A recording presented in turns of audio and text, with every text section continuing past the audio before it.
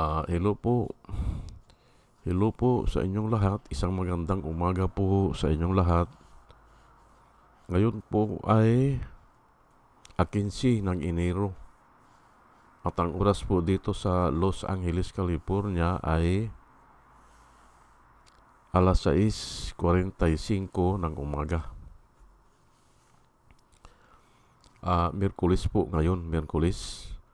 At nais ko po mag-vlog, mga kababayan, mga minamahal, patungkol dito sa INC rally.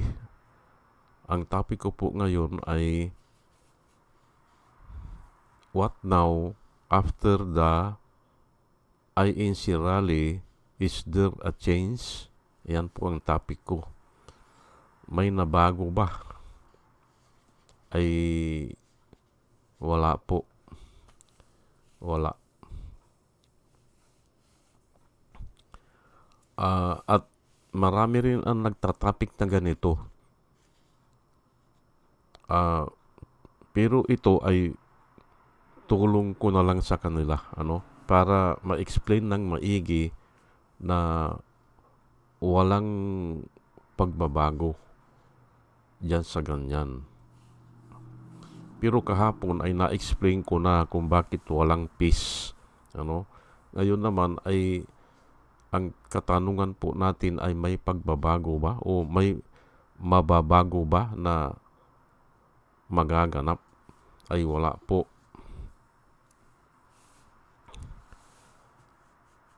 Kasi ay ito ang reason ko, ito ang rason ko. Wala po after the rally because man cannot change himself alone. Yan po. Hindi naman mababago yung mga tao at sa katunayan ay mas lalo pang lalala ang sitwasyon. Man cannot change himself alone. Man is a lost soul. Palagay ko naman ay bata pa tayo, naririnig na natin yan. Ako, bata pa ako, naririnig ko na yan Kaya lang hindi maipaliwanag. Pero ako ay ipapaliwanag ko ngayon dito yan. Man is a lost soul. Man needs a redeemer. Man needs a savior. Ayan po. Kaya walang magbabago dyan. Kasi ang kailangan natin ay ang savior. Hindi yung mga rally na ganyan. O idideklara nila na we want peace. Hindi nagbabago dyan. Hindi nagbabago ang tao dyan. Dyan sa ganyang deklarasyon o dyan sa ganyang pananaw o adhikain. We want peace. At tinalakay ko na kahapon, every time po yan na ang taong ay nagsasalita na we want peace, then sudden destruction comes. If people are claiming they want peace and safety, then sudden destruction come. Because the way of peace, they do not know. Hindi nila alam yung pamamaraan o yung saan, ano ang dadaanan nila. Opo. Iba po ang peace na ino-offer ni Jesus Christ. Yun po ang tunay na kapayapaan. Ito kung mag-rally man sila at involved dyan ang malaking pira, hindi mas lalo, di ba? May nagsasabi na bilyon ang na-involve na pira dyan. Ako, naniniwala ako dun. Naniniwala po ako dun. Kasi yung gastos, kakain sila dun. Mamamasahe sila, pupunta sila dyan. Sa 500 na lang 500 sa isang katao na pupunta dyan. Ang gastos ay sa 1,000,000. Halimbawa lang, di 500 million, hindi ba? Kaya kayang abutin ang bilyon na pera na na-involve dyan sa rally na yan. Kaya wala namang pagbabago dyan. Pero bago ko po ipagpatuloy ang aking pagtalakay, ay hayaan nyo muna na batiin ko muna itong mga subscriber po natin. Batch number 1 po sila. Ito po sila at salamat po sa inyong lahat.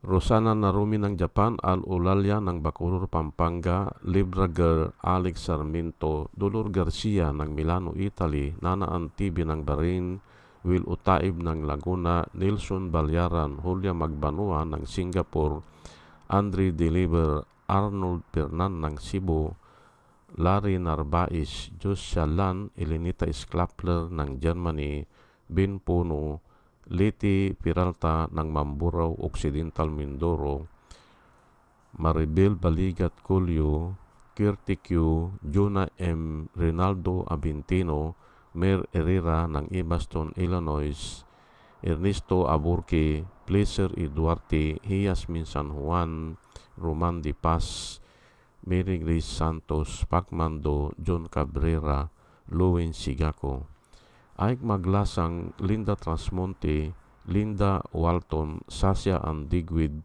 Lini Bungat Agripino C, Eduardo Gonzales ng Singapore, Bumble D, Di Juana Duco, Ernesto Honrado, Josephine Lucas, Bert Abogado,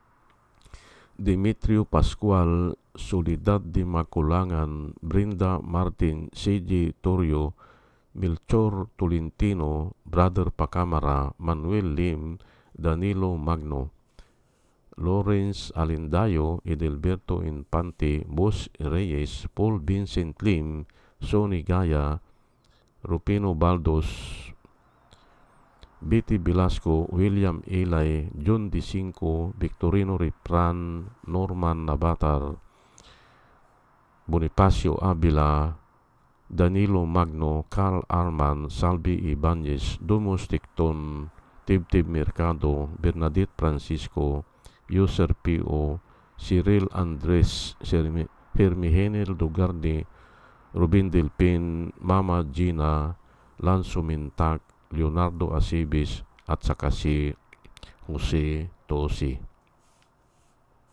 Salamat po sa inyong lahat. At ito naman po ang mga vloggers na nire-recommenda ko po sa inyo na ating panoorin at suportahan. Ito po sila si Michael Apasible Bulletin, Attorney Insurrecto, Bunyog Pagkakaisa, Vlogcaster Armandin, Engineer Tuto Kausing, Aling Marie, Mr. Sa Totoo Lang To, Christian Isguera, PMTGR Vloggers, The Action Man, Roy Japan Tours, Divina Apostol, CG Pichay, Kapihan ni Art at Ago, Demjos Journey, Kakamping, Ang Batas with Attorney Claire Castro, Waldi Carbonel, at saka si Attorney Silo Magno. Ugaliin po natin na makinig sa kanila at marami po tayong matututunan sa kanila at nakikita ko po na sila ay nagbablog para po sa bayan. O sige po at tayo po ay tuloy-tuloy na sa ating diskusyon. Ang sinasabi ko po dito ay walang mangyayari dyan sa rally ng INC. Opo. Kasi nga ay hindi naman mababago yung tao eh. Mag-rally sila, susuportahan nila si Sara. Nagbago ba yun? Hindi po. Hindi po. At saka, walang mangyayari dyan. Kasi nga, yung tinutukoy ko na walang burning desire, yun po ang dapat, kung may ganyang mga lakad, kung mayroong ganyang mga pahayag, dapat mayroon talagang burning desire na kaya nilang ipagtanggol kahit saan o kahit kanino o kahit anong oras o anong lugar. Ayan po. Kaya hindi makakahikayat yan. On the contrary, ay yung mga tao sila na nagsasabi na ay hihinto rin naman yan o kaya mawawala din naman yan o. At yung iba ay ang assumption, ang kwan ng iba, ang findings nila wala na kasing maisog. Kaya diyan na sila kumuha ng mga tao, di ba? Wala na maisog wala nang nagrarally, wala nang mga tao. Yun talagang totoong tao siguro na pupunta diyan para suportahan yung mga rally na ganyan. Wala na Kaya kukuha na lang sila ng isang leader na mayroong sinusunod ng mga members para sa ganyan. Pero may limit yan. Kasi nga wala nung burning desire Wala Yun ang kulang dyan. Pero ito kaya walang pagbabago dyan ay ito po ang isishare ko sa inyo. Ephesians chapter 2 verse 8 hanggang 9.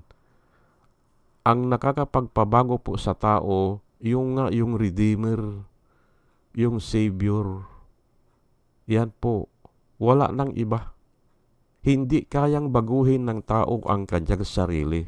Pero subukan nyo rin, Subukan nyo rin kung kakayanin.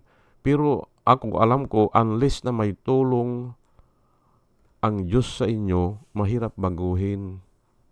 Ayan po At implied na nakasulat yan, for by grace you have been saved through faith. And this is not your own doing. It is the gift of God, not a result of works, so that no one may boast. Para hindi makapagmalaki ang tao. Ayan po. Basahin ko lang ulit sa aking sariling version na kabisado. For by grace you have been saved through faith. Kasama po ang faith. Pero habag lang po ng Panginoon. For by grace you have been saved through faith. And this is not of your own doing. Hindi po dahil tayo ay nahihirapan dahil sa ating pagsisikap, hindi po.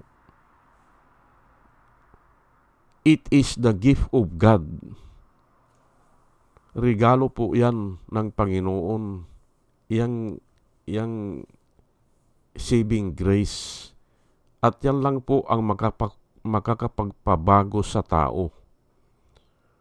Kasi po ang tao ay salapi po ang iniisip hanggang mamatay.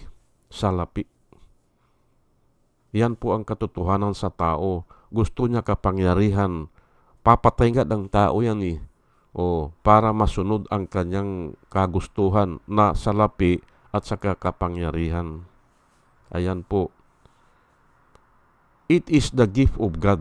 Doon ka lang mababago. It is not the result of works o endeavor ng man. Hindi po. So that no one may boast. Ayan po. Para hindi makapagmalaki ang tao. Titus 3:5.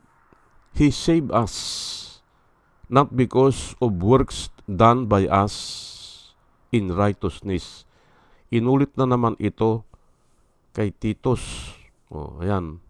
Yung Ephesian ay ibang mga grupong tao yan. Ito naman si Titus ay bilanggo ito sinulatan. He saved us not because of works done by us in righteousness, but according to His own mercy. Ayan nga, mercy lang po Kanina grace, ngayon mercy. Habag lang po ng yung grace, kagandahang loob yun. Ito namang mercy ay habag. But according to His mercy, by the washing of regeneration and renewal of the Holy Spirit. Ayan po. Yan po ang nakasulat. Hindi natin pinaghirapan yung mercy na natatanggap natin sa Panginoon. Ayan po, ay ang akala kasi ng tao ay kung nga po yung unang pananalita dyan ay man is a lost soul naligaw po Kaya iba po ang pinupuntahan ng tao o iba ang hinahanap. Yung kapangyarihan o yung kasikatan o yung salapi, kayamanan. Ayan po. Galatians 2:16, yet we know that a person is not justified by works of the law. Ayan po. Kaya nga, alam nyo po, itong Galatians, paborito ko po ito Kasi nga, grabe po ang pagkasulat dito. Opo. Yet, we know that a person is not justified by the works of the law, but through faith in Jesus Christ. Ayan po. Hindi doon sa pagsunod sa batas na-justify ang tao.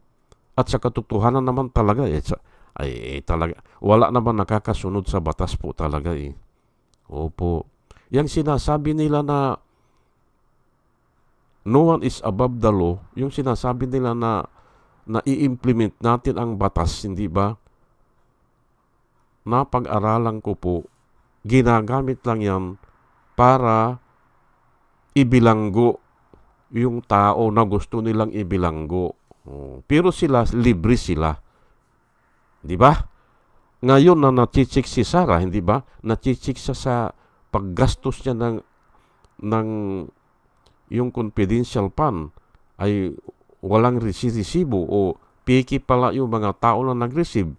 Ngayon sa nachichik siya, ang sinasabi ng Iglesia ni Cristo, hindi ba? Ang sinasabi diyan, kaya nag-meeting sila diyan ay kwanda, yung kwanda, ano ba yun sabi nila? Kapayapaan, hindi ba? Unity, hindi ba? Pagkakaisa. Ganun Ay paano na yon na no one is above the law? Hindi ba? Kaya nga walang maliligtas Kasi nga, kaya nilang baguhin na palalabasin na sila ay nagtatrabaho para sa peace, para sa kapayapaan. Kalukuhan yan kung walang katotohanan. Sinabi ko na kahapon na kung walang katotohanan, walang justice. Kung walang justice, walang peace. Yan po We know that a person is not justified by the works of the law. Ang linaw po niyan. At yung mga nag-aaral ng abogasya na sinasabihan ko nito hindi nila alam, kinukuha ko sa Biblia na sila namangmangha sila ay sigurado po ako kasi nakasulat yet we know that a person is not justified by the works of the law. Ayan po. But through faith in Jesus Christ, yun po ang magpapabago sa inyo o sa ating lahat. Yung faith. Naniniwala ka, naligtas ka o iniligtas ka ni Jesus Christ, mamahalin mo si Jesus Christ kasi siya nagligtas sa iyo mamahalin mo siya ng higit pa sa iyong buhay kasi ang buhay mo naman alabok lang yan 80 years old, ipagpalagay mo na aabot ka ng 80 years old. Pero puro na sakit, hindi ba? Hindi ba? Wala rin. So, we also have believed in Christ Jesus in order to be justified by faith in Christ and not by the works of the law. Because by the works of the law, ayan po, inulit na naman because by the works of the law, no one will be justified. Wala. Hindi ba? Wala Walang ma-justify At saka yung ang sinasabi ko na kanina ay wala naman talagang nakasunod sa batas Wala Kasi lahat nga ay nangagkasala nga ang sabi sa Biblia. No one is righteous, not even one. Pero may nagsisisi o may nananalig kay Jesus Christ. Yun po ang magpapabago sa tao. Yun po. Ngayon, ibalik po natin ang tanong, may mababago ba dyan sa rally nila? Wala po. Kasi ano bang itinuro dyan? Ay ang itinuro dyan na unity, hindi ba? O kapayapaan, yun lang. Ay paano nga makukuha ang kapayapaan Kailangan mabago ka ni Jesus Christ. Babaguhin ka muna. Bago, ayan nga. Pero hindi ka naman mababago kung hindi ka nakakuha ng pabor sa Kanya. Ganun po yan. At hindi ka naman makakakuha ng pabor kung hindi niya nakikita na nagsisisi ka o nalaman mo na mali yung ginagawa mo. Ganun po yan. Pero obserbahan po natin, hindi ba? Obserbahan po natin kung talagang may mangyayari dyan sa rally ng Iglesia ni Cristo. Wala. Tapos na. Ay nasaan na sila? Bakit? Sa susunod na linggo ba o sa susunod na buwan, magrarally pa sila yan? Another bayad yan. Sa palagay ko another bayad. Hindi ba? Ganun lang po yan At huwag po kayong maniwala dyan na iyon nagrally sila dyan, ayun na yung mga ibubuto nila. Yung nakaupo dyan sa harapan. Hindi ba? Naandun ang mga senadores hindi ba? Umupo na Ay hindi po.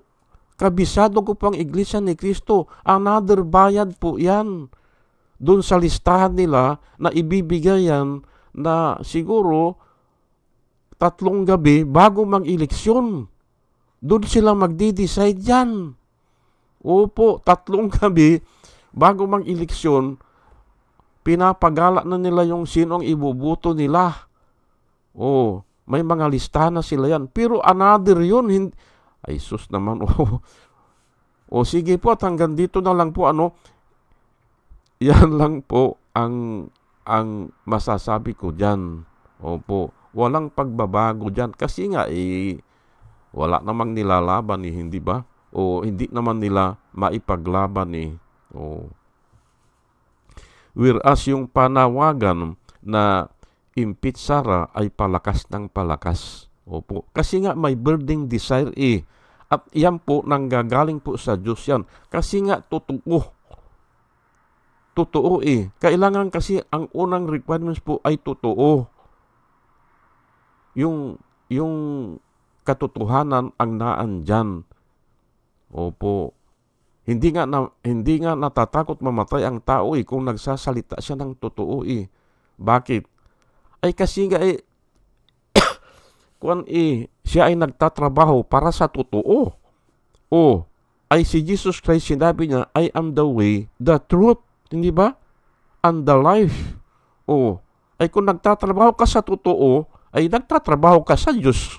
Hindi ba? Kaya kahit patayin yan, ay yung nga iba kahit nang pugutan mo ng ulo basta totoo ang sinasabi okay lang, hindi ba? Hindi ba? Hindi ba kayo nagtataka? Bakit ganun ang tao? Ay kasi nga I am the way, the truth, and the life. At isa po na pinagkukuhanan ko ng idea,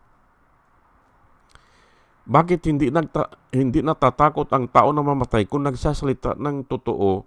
Ay kasi nga, tanungin ko po kayo, sino po ang unang maliligtas? Sino ang unang maliligtas? Kung ikaw ay namatay dahil kay Kristo o lang dahil sa gawain ng Diyos, o kung ikaw ay namatay dahil pinaglalaban mo ang salita ng Diyos, yun po. You are fighting for the truth. Adi, punta ka sa langit, hindi ba? Nakasulat po yan Ang unang bibigyan ng biyaya ng Panginoon siguradong save ka ba? Ang tanong ko, save ka ba? Ang sigurado po na save, yung namatay Dahil pinaglaban niya yung katotohanan o pinaglaban niya yung nilalakad ni Kristo. Ayan po which is the truth. Ayan po. O sige po hanggang dito na lang po at sana po sa ating pakikinig ay magkaroon po tayo ng wisdom na nanggagaling po sa Panginoon. At muli, mga kababayan, mga minamahal, isang magandang umaga po sa inyong lahat at salamat po sa inyong pakikinig. Salamat po ng marami. Salamat po.